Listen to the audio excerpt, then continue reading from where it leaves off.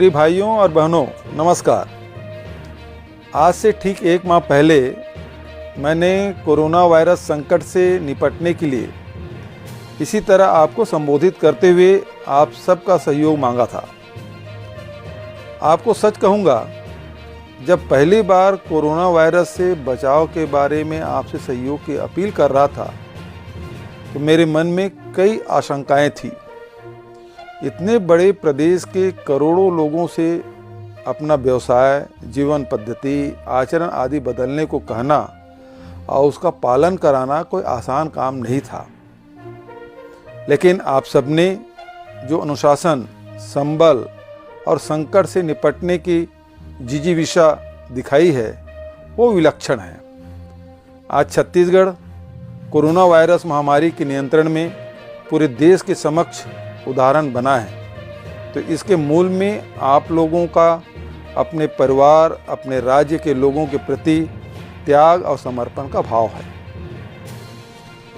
मैं इन सबके लिए आपका दिल से धन्यवाद करता हूँ। मैं हमेशा इस सहयोग के लिए आपका ऋणी रहूँगा।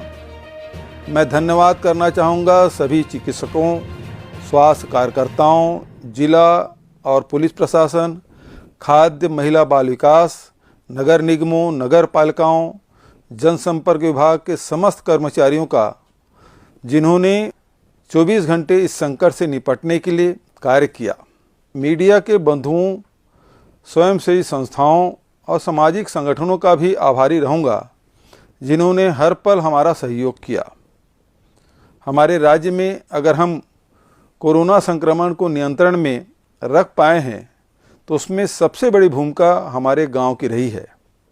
छत्तीसगढ़ गांव का प्रदेश है और हमारे ग्रामीणों ने स्वेच्छा से अपने गांव में जिस तरह फिजिकल डिस्टेंसिंग और साफ सफाई का पालन किया है वो अद्भुत था।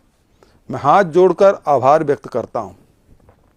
आपको यह जानकर प्रसन्नता होगी कि आज छत्तीसगढ़ की प्रशंसा पूरे देश में हो रही है।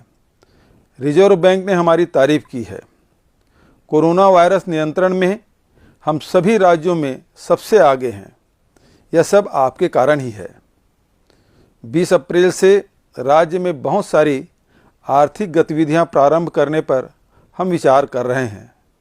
गांव में मनरेगा के काम शुरू हो गए हैं।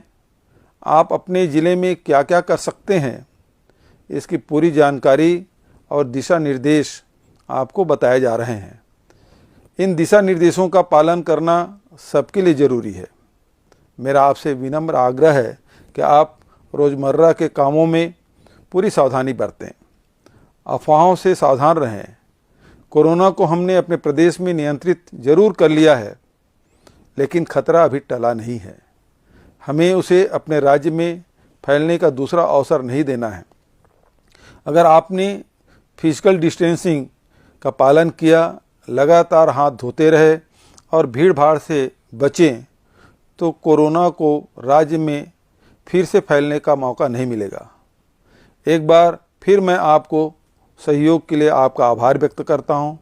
हमारी एकजुटता ही हमारे प्रयासों में पूर्ण रूप से सफल करेगी। धन्यवाद।